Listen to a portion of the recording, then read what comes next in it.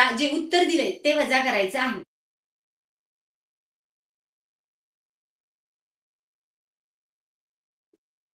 ₹9,32,004 वजा 59,896 ह्याची वजाबाकी तुम्ही देखील करायची आहे. 4तून 6 जात नाही, शेजारून हातचा घेतला.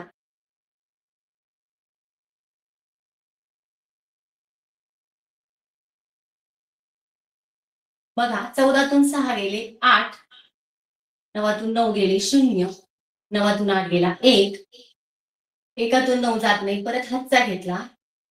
इथे झाले 11, 11तून 9 गेले 2,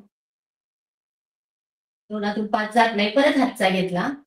इथं 12 झाले, 12तून 5 गेले 7 आणि 8 शेजारी 8. 8,72,108. तर या प्रश्नाचा अचूक उत्तराचा पर्याय क्रमांक आहे 4.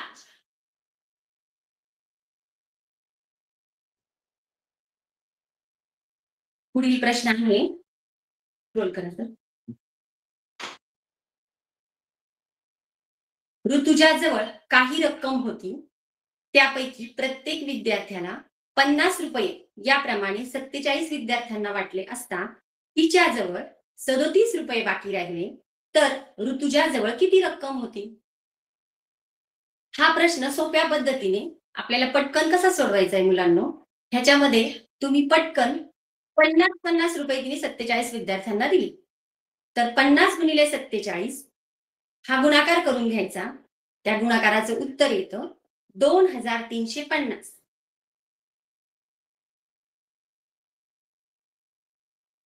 आणि ह्या 2,350 मध्ये तिच्याकडे जे बाकी राहिले होते 37, ते 37 रुपये ऍड करायचे. उत्तर येतं 2,387. तर या प्रश्नाचा अचूक उत्तराचा पर्याय क्रमांक आहे पर्याय क्रमांक 2. प्रश्न क्रमांक 3. आता इथं तुम्हाला विस्तारित रूप दिलंय, पण ते सिक्वेन्सली दिलेलं नाही, तर त्याचा सिक्वेन्स आपण करून घ्यायचा. पहिले प्रश्न नीट वाचा. 2,00,000 अधिक 13,000 अधिक 72 शतक अधिक 13 एकक. तर हे आपण संख्येच्या रूपात मांडून घेऊ. कधी कधी सिक्वेन्सली देत नाही, इथं दिलेलं आहे त्यानुसार आपण मांडून घेऊ. 2,00,000 संख्या मांडताना दशकाचा अंक दशकाखाली, एककाचा अंक एककाखाली या पद्धतीने मांडलं तर तुमची बेरीज अचूक येईल. 13,000. आता इथं बघा 13,000 दिले आणि 72 शतक दिले. 72 शतक, शतक म्हणजे 100. मग 72 गुणिले 100 केलं तर काय उत्तर येतं? 7,200. 38 दशक, दशक म्हणजे 10, मग 38 10 380. आणि 13 एकक, 13 एकक 13. संख्या अशा एकाखाली एक व्यवस्थित मांडल्या की तुमची बेरीज अचूक येईल. 2,20,593. ह्या प्रश्नाचा उत्तराचा अचूक पर्याय आहे पर्याय क्रमांक 1. तुम्ही माझ्या बरोबर सोडवत आहात ना? तुमचं उत्तर माझ्याप्रमाणे बरोबर येतंय का बघा.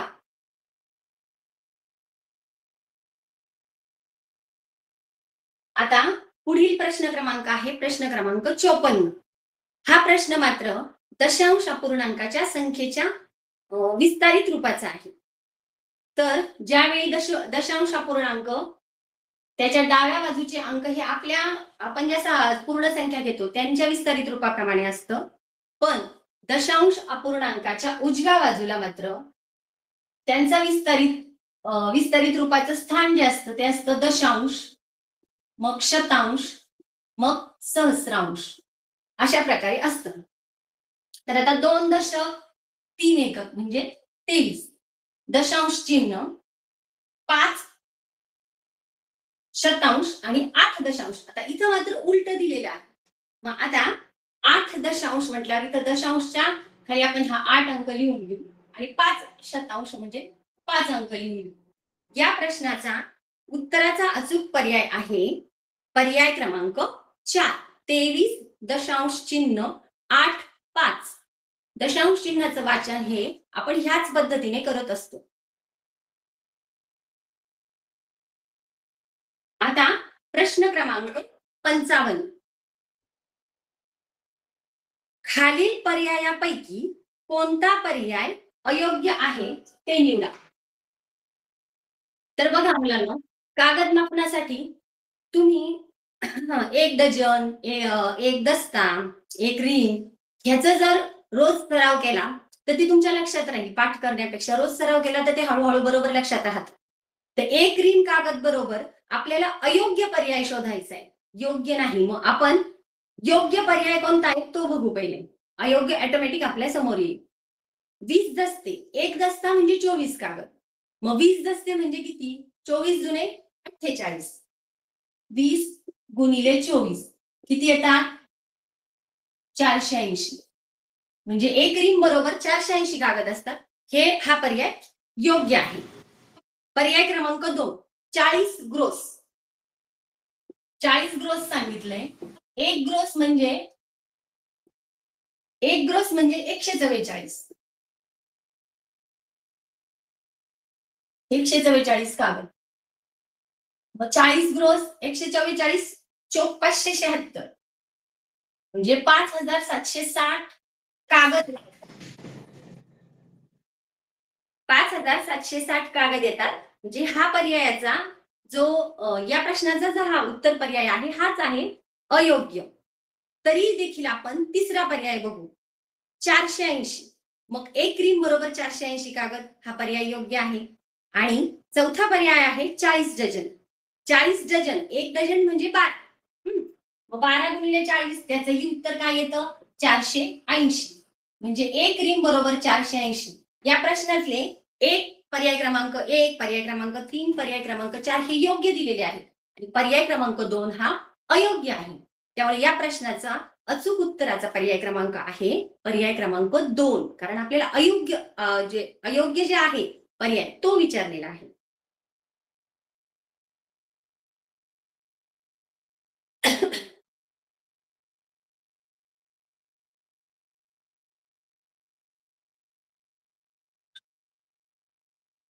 बघा प्रश्न क्रमांक 56. 2 संख्यांची बेरीज 39 दशांश चिन्ह 62 आहे. जर एक संख्या 1 दशांश चिन्ह 2, 5, 9 असेल तर दुसरी संख्या कोणती? आता आपण दशांश चिन्ह असलेल्या संख्यांची वजाबाकी जर पक्की केलेली असेल, ह्या गोष्टींचा सराव करायचा असतो. ह्या गोष्टी ह्या सरावानेच अचूक येतात. तर आपल्याला आता काय करावे लागेल? ही जी बेरीज दिलेली आहे 2 संख्यांची, या बेरजेतून आपल्याला जी एक संख्या दिलेली आहे ती संख्या वजा करायची आहे. 39 दशांश चिन्ह 62 वजा 1 दशांश चिन्ह 2, 5, 9. आता 9च्या वरती काही नाहीये म्हणून आपण इथे 0 लिहून घेऊ. 3च्या खाली काही नाहीये म्हणून आपण इथे 0 लिहून घेऊ. याची वजाबाकी करू. 0तून 9 जात नाही. 0तून 9, 10तून 9 गेले 1, 11तून 5 गेले 6, 5तून 9 गेले 3, 9तून 1 गेला 8 आणि 3 38. तर या प्रश्नाचा अचूक पर्याय क्रमांक आहे पर्याय क्रमांक 3. 38 दशांश चिन्ह 361.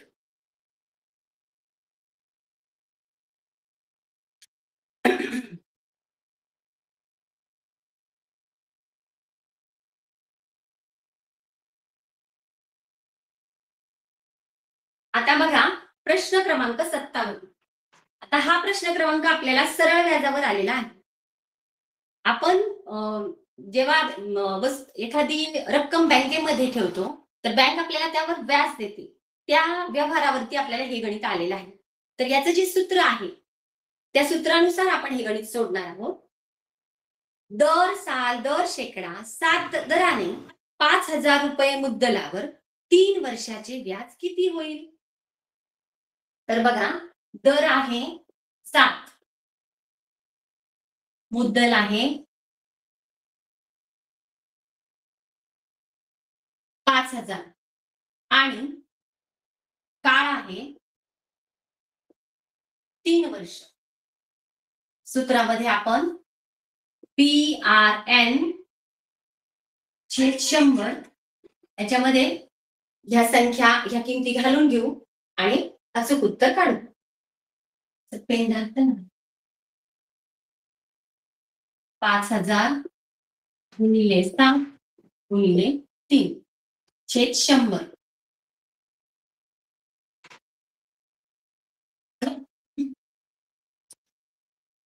हे 2 शून्य गेले, 2 शून्य गेले. 5 7 35 आणि 35 त्रिक 105 म्हणजे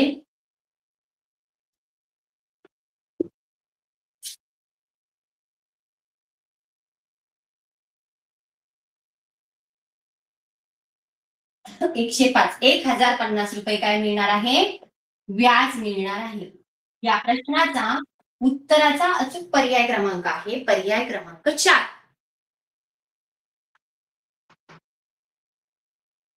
अठ्ठावन्न नंबरचा प्रश्न आहे. नेहा दररोज प्रत्येकी 100 मीटर बाजू असलेल्या त्रिकोणाकृती मैदानाला 5 फेऱ्या चालत पूर्ण करते. तर ती एका आठवड्यात मैदानाभोवती किती अंतर चालत पूर्ण करते? बघा मुलांनो, काल आपण क्षेत्रफळाचा एक प्रश्न सोडवला होता. आता इथं आपल्याला त्या त्रिकोणाकृती ग्राउंडला ती फेऱ्या मारते. ज्यावेळी आपल्याला फेऱ्या मारायच्या असतात किंवा कुंपण करायचं असतं, त्यावेळी आपण दिलेल्या आकृतीची परिमिती काढतो. आणि त्या परिमितीनुसार आता आपल्याला काय करायचंय, ती आठवड्यात किती अंतर चालते हे उत्तर काढायचं आहे.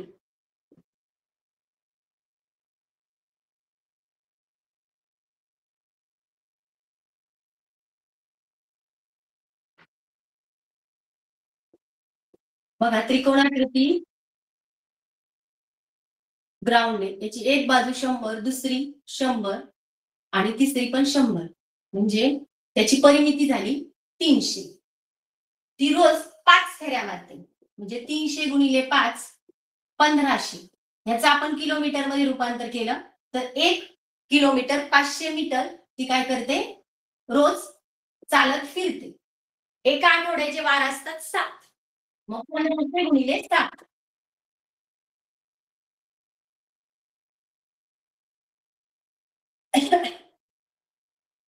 15 सतत 105 म्हणजे 10,500. जे 10 किलोमीटर 500 मीटर ती दर आठवड्याला चालून फिरते. बरोबर ना? हं. मग याचा अचूक उत्तराचा पर्याय क्रमांक आहे पर्याय क्रमांक 4.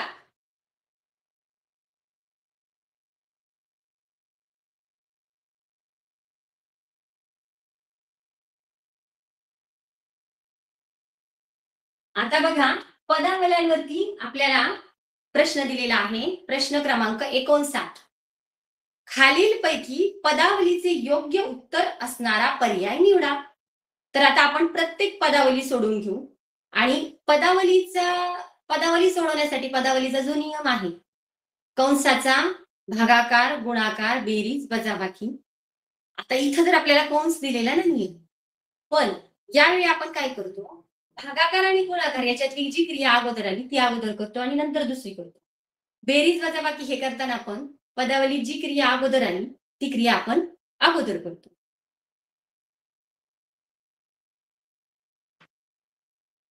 पहिला पर्याय आहे बघा 24 वजा 12 अधिक 3 गुणिले 5. तर आपण काय करायचं, पहिले 3 गुणिले 5 15. मग 24 वजा 12 त्याचं उत्तर येतं 12. यांची बेरीज केली उत्तर येतं 27. ही पहिली सोडून बघितली. आता त्याप्रमाणे इथं दिलंय उत्तर 24 वजा 12 अधिक 3 गुणिले 5 बरोबर 27. म्हणजे पहिला जो पर्याय आहे त्याचं उत्तर आपलं बरोबर आलेलं आहे. दुसरा पर्याय देखील आपण सोडून घेऊ. 18 वजा 10 अधिक 3 गुणिले 2 बरोबर 2 उत्तर दिलं. पण आपण जर अगोदर गुणाकार केला 6 आणि मग वजाबाकी केली 8. 8 अधिक 6 किती उत्तर येतं? 14. म्हणजे या पर्यायाचं उत्तर चुकलेलं आहे. त्यानंतर तिसरा पर्याय आहे 15 गुणिले 12 वजा 2 अधिक 4 बरोबर 176. पण यामध्ये देखील आपण अगोदर गुणाकार करायचा. 15 गुणिले 12 याचं उत्तर येतं 180 वजा 2 अधिक 4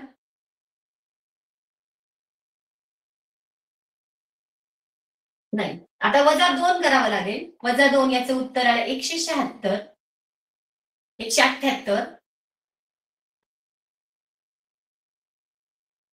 अधिक 4 182. म्हणजे हे या पदावलीचं उत्तर देखील चुकलेलं आहे. चौथी पदावली आहे 18 अधिक 30 भागिले 3 गुणिले 2 बरोबर 32. आता इथं आपल्याला काय करावं लागणार आहे? अगोदर आपण भागाकार करणार आहे. 30 भागिले 3 याचं उत्तर येतं 10. त्यानंतर गुणाकार करणार आहोत. याचं उत्तर येतं 20 आणि मग शेवटी बेरीज करणार आहोत. 18 अधिक 20 बरोबर 38. म्हणजे ह्या पदावलीचं उत्तर देखील काय आहे? चूक दिलेलं आहे. मग आपल्या या प्रश्नाचा उत्तराचा अचूक पर्याय क्रमांक आहे पर्याय क्रमांक 1 की ज्या पदावलीचं उत्तर त्यांनी तिथं बरोबर दिलेलं आहे.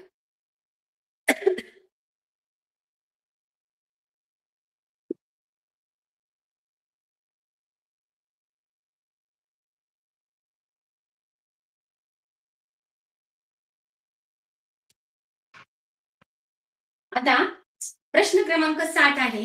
खालीलपैकी कोणत्या कोणाचे माप 360 अंशाच्या 1/4 पटीपेक्षा कमी असते? पर्याय आहेत काटकोन, दुसरा पर्याय आहे विशाल कोन, तिसरा पर्याय आहे लघुकोन आणि चौथा पर्याय आहे प्रविशाल कोन. तर तुम्हाला आता काटकोणाचे प्रकार, त्यांचे माप, सॉरी कोणांचे प्रकार, त्यांचे माप हे याचा चांगला सराव झालेला आहे. आता आपण काय करू? 360 अंशाचे 1/4 पट काढून घेऊ. 360 गुणिले 1/4 4 एक 4 4 9 36 उत्तर आलं 90. मग 90 अंशाचा कोण 90 अंश असते त्याला आपण काटकोन म्हणतो.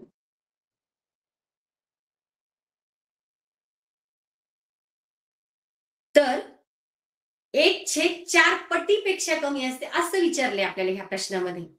मग आता लघुकोणाचं माप काय असतं? 90 अंशापेक्षा कमी माप असणाऱ्या कोणाला आपण काय म्हणतो? लघुकोन.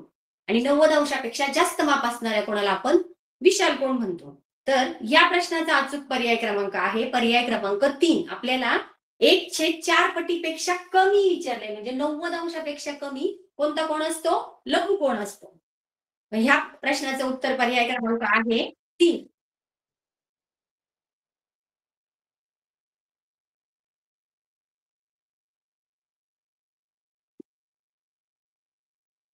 आता प्रश्न क्रमांक 61. एका शाळेचा एकूण पट 1600 आहे. बघा, एका शाळेमध्ये 1600 विद्यार्थी शिकत आहेत.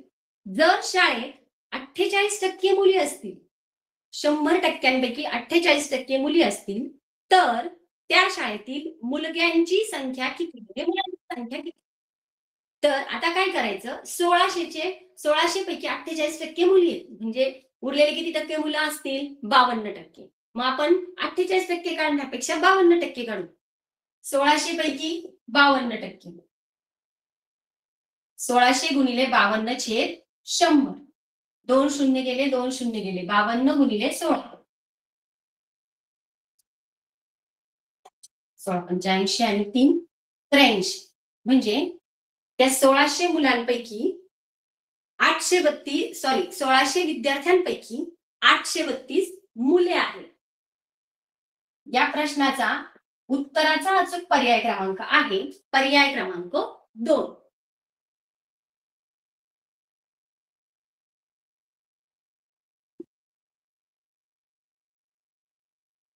प्रश्न क्रमांक 62. जोसेफने 12 रुपये 50 पैसे या दराने 2 पेन आणि 5 रुपये 25 पैसे या दराने 5 पेन्सिली विकत घेतल्या. तर जोसेफने एकूण किती रुपयांची खरेदी केली? आता पुन्हा रुपये पैशांचे आपल्याला काय करायचे आहे? गुणाकार करून परत बेरीज करायची आहे. पण हे तोंडी तुमचं निघणार आहे.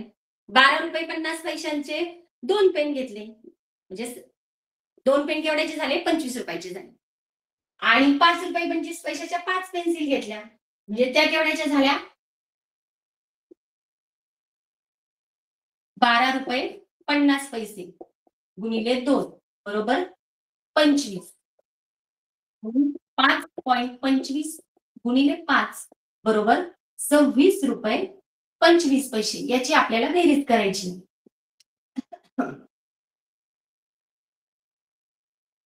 याचं उत्तर इथं बेरीज केल्यावर 51.25 रुपये. या प्रश्नाचा योग्य उत्तराचा पर्याय क्रमांक आहे पर्याय क्रमांक 2. आता बघा तुम्हाला 3 आकृत्या दिलेल्या आहेत. त्या आकृत्यांचे भाग केले आणि त्या आकृत्यांचे काही भाग रंगवलेले आहेत आणि आपल्याला त्याची बेरीज करायला दिलेली आहे. पण बेरजेचं उत्तर मात्र खाली काय दिलंय? अपूर्णांकामध्ये दिलेलं आहे. ऑब्व्हियसली हा प्रश्न आपल्याला अपूर्णांकावरून सोडवायचा आहे.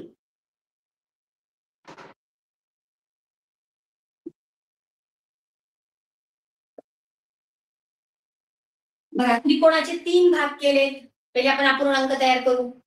1/3 अधिक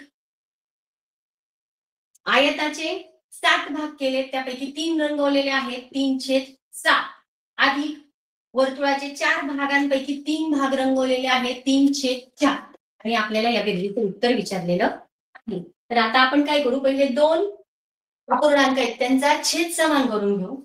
3 आणि 7चा लसावी आहे 21 किंवा असंही करू शकतो आपण तिरकस गुणाकार. 3 गुणिले 3 अधिक 7 गुणिले 1 छेद 3 गुणिले 7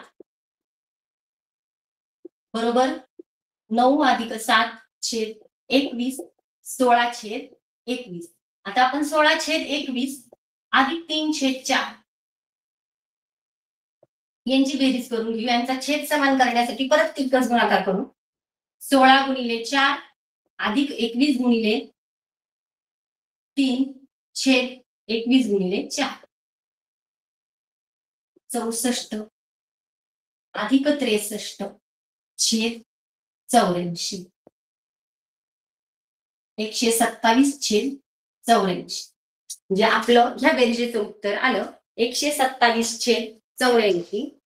याचा पर्याय क्रमांक आहे पर्याय क्रमांक 1. मी सर्वजण पण माझ्या बरोबर सोडवत आहात ना? मी लिहून घ्या. मी लिहिते त्यावेळेस.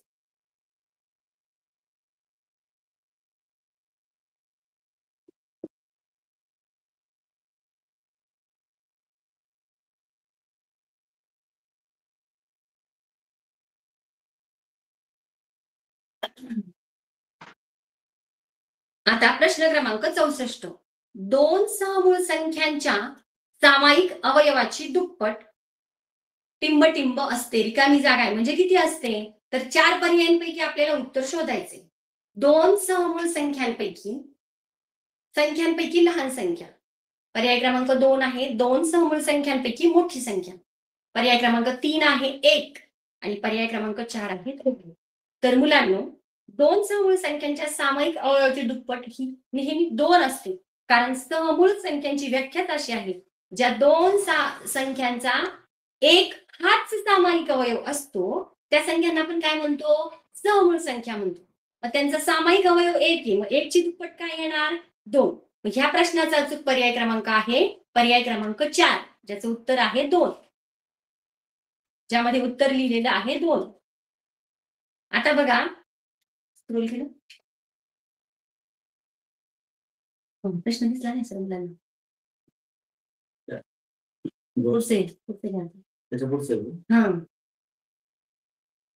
आता बघा मुलांनो चित्ररूप प्रश्नांवरून आपल्याला त्या चित्रावर विचारलेल्या प्रश्नांची उत्तरं द्यायची आहेत. हा प्रश्न खूप सोपा असतो. त्याच्यामध्ये आपल्याला फार तर बेरीज वजाबाकी लहान मोठं ह्या गोष्टी विचारलेल्या असतात. फक्त आपल्याला काळजी एक घ्यायची असते की एका चित्राला तिथं किती प्रमाण दिलेलं आहे. तर बघा, खालील चित्ररूप माहितीच्या आधारे खालील प्रश्नांची उत्तरे लिहा. आता प्रमाण काय दिलंय? एक झाड बरोबर 20 झाडे. एक झाड बरोबर 20 झाडे. आता काय केलंय आपण, जसं वृक्षारोपण करतो की नाही शाळेत, घरी, त्याप्रमाणे काही शाळांचं वृक्षारोपण इथं दिलेलं आहे. तर ज्ञानदा विद्यालयाने 5 झाडं आहेत, म्हणजे त्यांनी किती झाडं लावली? 20. 20 म्हणजे 100 झाडं लावली. तिथं आपण कच्चं काम करून घ्यायचं पेन्सिलने लगेच. विद्यानिकेतन शाळेने 3च झाडं दाखवलेली आहेत. म्हणजे 20 त्रिक 60, म्हणजे त्यांनी 60 झाडं लावली. जिल्हा परिषद प्राथमिक शाळा आहे, जसं आपण शिकतो की नाही जिल्हा परिषदेच्या शाळेत, तसं एका जिल्हा परिषदेच्या शाळेने काय केलंय? 2च झाडं म्हणजे 40 झाडं लावलेली आहेत.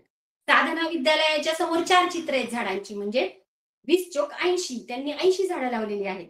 आदर्श विद्यालयासमोर 3 झाडं आहेत, म्हणजे आदर्श विद्यालयाने झाडं लावलेली आहेत. ह्या संख्या आपण तिथे लगेच लिहून घ्यायच्या आहेत. तर 65वा प्रश्न आहे बघा. साधना विद्यालयापेक्षा ज्ञानदा विद्यालयाने किती झाडे लावली आहेत? मग साधना विद्यालयाने किती झाडे लावलेली आहेत? 80. ज्ञानदा विद्यालयाने किती झाडं लावलेली आहेत? 100. प्रश्न विचारलाय साधना विद्यालयापेक्षा ज्ञानदा विद्यालयाने किती झाडं जास्त लावली? मग 20. त्याचा पर्याय क्रमांक आहे 3. प्रश्न क्रमांक 66 घ्या. वृक्षारोपण कार्यक्रमाअंतर्गत सहभागी शाळांनी एकूण किती झाडे लावली? मग आता वृक्षारोपणाच्या कार्यक्रमात ह्या 5 शाळा होत्या. आपण ह्याच्या संख्या काढून घेतलेल्या आहेत. यांची बेरीज करायची. या सर्व शाळांनी केलेल्या वृक्षांची जर बेरीज केली तर त्याचं उत्तर येतं 340. मग ह्या प्रश्नाचा योग्य उत्तराचा पर्याय क्रमांक आहे पर्याय क्रमांक 2. आता पुढे बघा प्रश्न क्रमांक 67.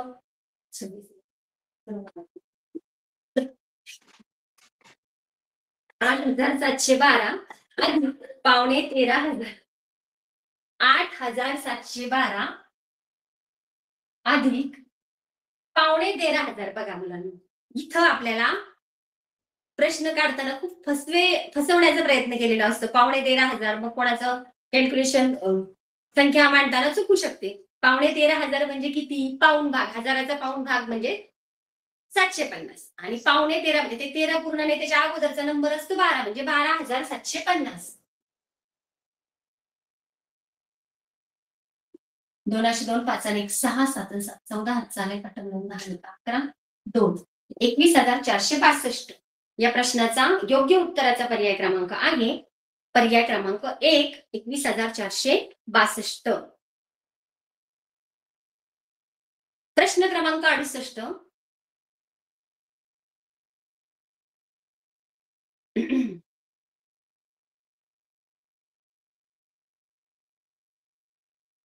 सोहमने 200 रुपयांच्या 6 नोटा. बघा बरं का, प्रश्न ज्यावेळी आपण वाचतो त्यावेळी लगेच प्रश्नाच्या का ह्या मेन शब्दांना अंडरलाईन करून घ्यायचं.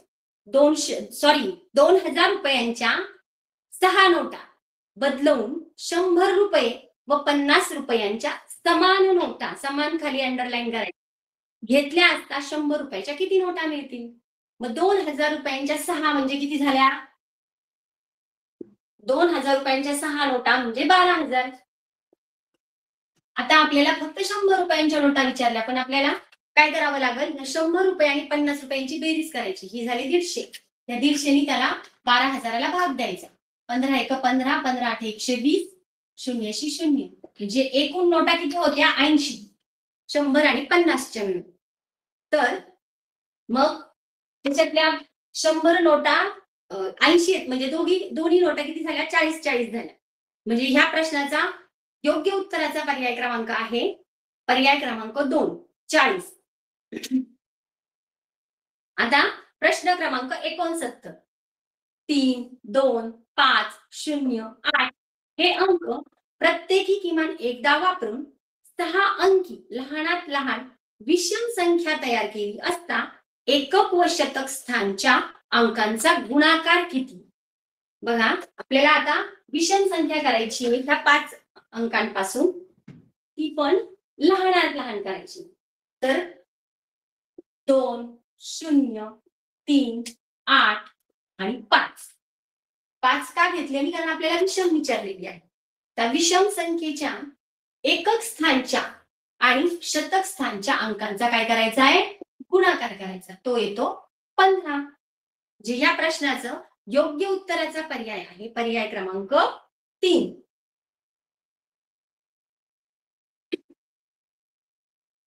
प्रश्न क्रमांक 70. निशाने 1350 रुपयास घेतलेली एक वस्तू 1730 रुपयास विकली. तर त्या व्यवहारात तिला नफा झाला की तोटा झाला? आता बघा 1350 रुपयाला वस्तू घेतली, ती 1730 रुपयाला विकली. नक्कीच 1350 1730 पेक्षा मोठे. म्हणजे ह्या व्यवहारात तिला काय झालेला आहे? नफा झालेला आहे. आता नफ्याचं सूत्र काय असतं? विक्री किंमत वजा खरेदी किंमत बरोबर नफा.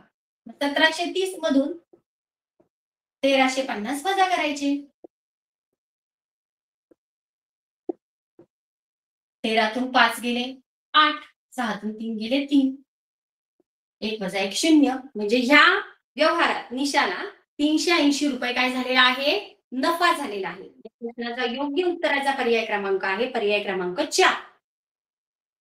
आता बघा मुलांनो, घडीच्या नवोदयसाठी आपण घडीच्या ह्याचे घड्यांचे कागदाची घडी घालून आपण आकृत्यांचे प्रश्न सोडवतो. त्याप्रमाणे हा जो क्यूबचा प्रश्न आहे म्हणजे घन घन घन कापायचा कागदाचा तसाच आणि त्यानुसार ठरवायचं की कोणत्या अंकासमोर विरुद्ध कोणत्या अंकाच्या शेजारी लगतचा कोणता अंक येतो, कोणत्या अंकाचा विरुद्ध कोणता अंक येतो. तर आता समजा मी पहिले तुम्हाला फक्त विरुद्ध सांगते. इथं आपल्याला प्रश्न वेगळा विचारलेला आहे. एकाच्या विरुद्ध काय येतो? 16 येतो.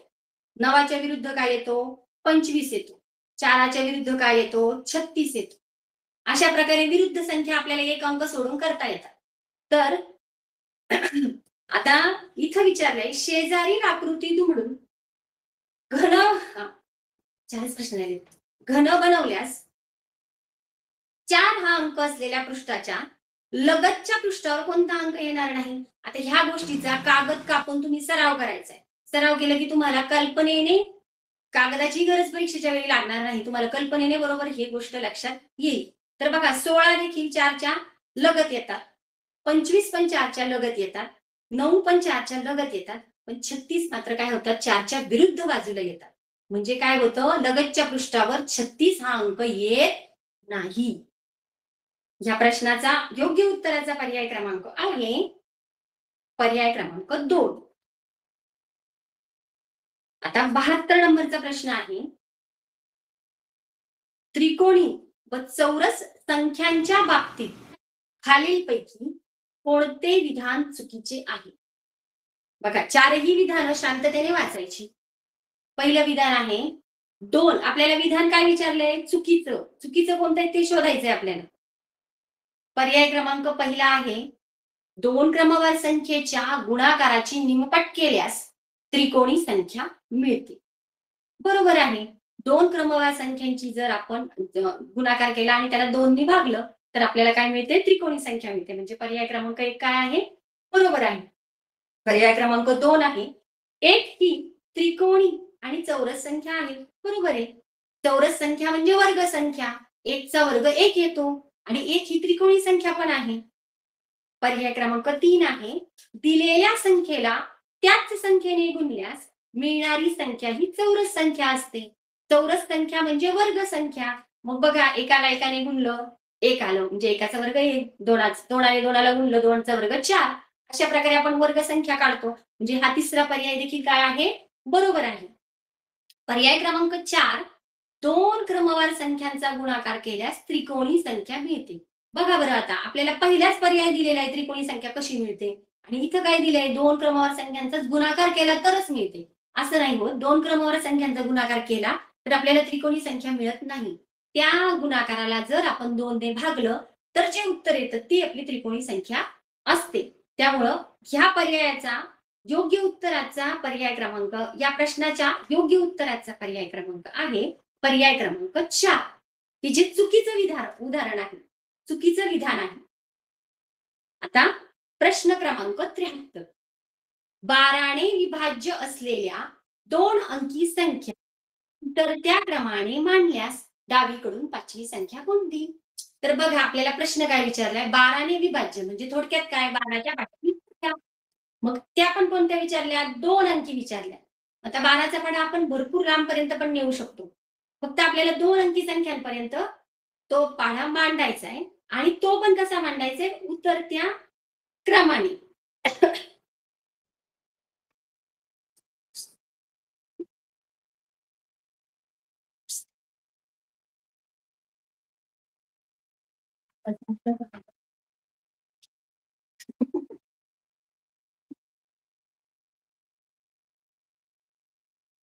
उतरत्या क्रमाने मांडायच्या म्हणून मी हा पाढाच उलटा लिहिते.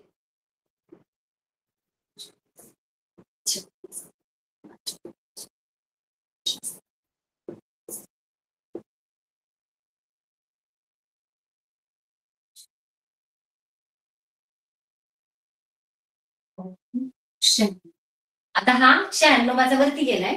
तर डावीकडून म्हणजे माझी डावी बाजू तीच, ह्या फळ्याची पण डावी बाजू आहे. 1, 2, 3, 4 आणि 5. तर 5वी संख्या आहे 48. ह्या प्रश्नाच्या योग्य उत्तराचा पर्याय क्रमांक आहे पर्याय क्रमांक 3. पर्याय क्रमांक 3 त्याचे उत्तर आहे 48.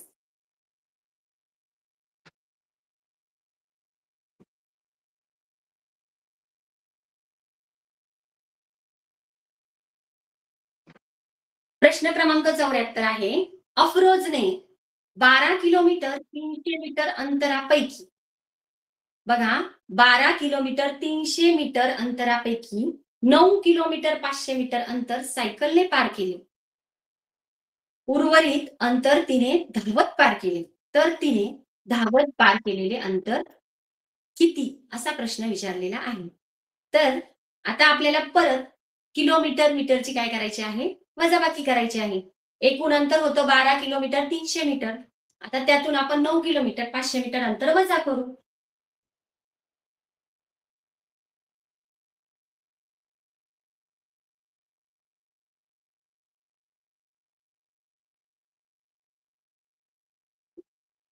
तेरातून 5 गेले 8, 11तून 9 गेले 2, 2 किलोमीटर 800 मीटर. आता इथं बघा बरं का, इथं तुम्हाला पर्याय फसवे दिलेले आहेत. पहिला पर्याय दिलाय 2.8 किलोमीटर, दुसरा दिलेला आहे 2.800 मीटर आणि 3.200 मीटर आणि 21.800 किलोमीटर. तर याचा अचूक उत्तराचा पर्याय क्रमांक आहे 2.8 किलोमीटर. पर्याय क्रमांक 1.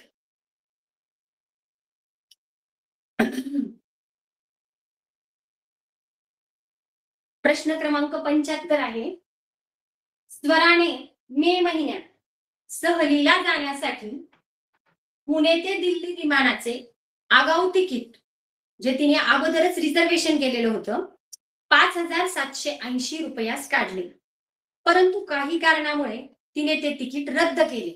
तिला 30% रक्कम कपात करून उर्वरित रक्कम मिळाली. तर स्वराला किती नुकसान झाले? आता आपल्याला स्वराचे नुकसान काढायचे. स्वराने पहिले 5,780 रुपयांचं तिकीट काढलं होतं. पण तिला ज्यावेळी ते कॅन्सल करायचं होतं त्यावेळी तिला रक्कम मिळालेली मात्र त्यातील 30% रक्कम कमी मिळाली. तर आपल्याला आता 5,780 चे 30% काढायचे. हा शून्य गेला, हा शून्य गेला, हा शून्य आली. 5,780 ला एक शून्य कट केला. 5,778 गुणिले 3. 3 8 24, 4 2, 3 7 21 आणि 23 4 2, 3 15 आणि 2 17. म्हणजे 1,734 रुपये तिला काय झाले? कमी आले. म्हणजे तिचं ते नुकसान झालं. मग ह्या प्रश्नाचा योग्य उत्तराचा पर्याय क्रमांक आहे पर्याय क्रमांक 1. तर बघा मुलांनो, याप्रमाणे आपण 2024 या वर्षाची फायनल स्कॉलरशिपच्या फायनल पेपरची मराठी आणि गणिताची प्रश्नपत्रिका आज सोडवून पूर्ण केलेली आहे. उद्या तुम्हाला पेपर क्रमांक 2 चे मार्गदर्शन करण्यात येईल. पण आज मी तुम्हाला एक थोडी महत्वाची सूचना सांगू इच्छिते की आता तुमचं पेपरही येईल जवळ. नवोदयचा पेपर 1 महिन्यावर आलेला आहे. तुमच्या सर्वांचा संपूर्ण सिलेबस कंप्लीट झालेला आहे. आता तुम्ही सराव करत आहात. पण तुम्ही एवढा जो अभ्यास केलाय, तो अभ्यास करताना तुमचे 2 जे तास आहेत नवोदयच्या पेपरचे किंवा स्कॉलरशिपच्या पेपरचा तो 1 दिवस हा फार महत्त्वपूर्ण असतो. तिथं तुम्ही खूप घाई, एखादा प्रश्न चुकला तर लगेच निराश होणं, ह्या गोष्टी टाळल्या पाहिजे. पहिले तर तुम्ही अभ्यासाला बसताना मेडिटेशन करायचं, की आता मी जो अभ्यास करतोय, तो किंवा करते, तो अभ्यास माझ्या संपूर्ण लक्षात राहिलाय. तो मला सगळा समजलाय आणि ह्याच्यावरचे जे प्रश्न मला विचारले जातील, ते मी अचूक सोडवलेले आहेत. ह्या पद्धतीने विचार करून तुम्ही अभ्यासाला बसायचं. शांततेत अभ्यास करायचा. शिक्षकांना दाखवण्यासाठी, पालकांना दाखवण्यासाठी कधीच अभ्यास करायचा नाही. अभ्यास करायचा, तो फक्त स्वतःसाठी करायचा. कारण तुम्ही जे करणार ना, ते तुम्हाला पुढचं फलित दाखवणार आहे. आता जरी तुम्हाला थोडे कमी मार्क पडले, एखादा यादीत आला, एखादा थोडासा त्याच्यावरून हुकला, एखादा नवोदयला सिलेक्ट झाला, एखादा झाला नाही. म्हणून काही तुमचं सगळं आयुष्य संपलं अशातला भाग नसतो. आता तुम्हाला इथून पुढे खूप परीक्षा द्यायच्या आहेत. स्पर्धा परीक्षांचा बेस जर तुमचा 5वी ला, 7वी ला कंप्लीट झाला, 8वी ला कंप्लीट झाला ना, म्हणजे 5वी च्या ह्याच्यात तर खरंच खूप गोष्टी निर्भर असतात. तुमचा इथं जर बेस चांगला झाला, तर तुम्हाला पुढं स्वतःला सेल्फ स्टडी कसा करायचा हेही तुम्हाला कळतं. अशा प्रकारे तुम्ही गडबडून, गोंधळून न जाता शांततेवर जेवढं लक्ष केंद्रित कराल, तेवढं तुम्हाला यश नक्की तुमचंच असेल. मला ऐकून घेतलत, मला सहकार्य केलं, त्याबद्दल तुम्हा सर्वांची खूप खूप आभारी आहे. प्रशासनाने देखील मला ऑनलाईन क्लास घेण्यास संधी दिली, त्याबद्दल प्रशासनाचे देखील मी खूप आभारी आहे. Thank you.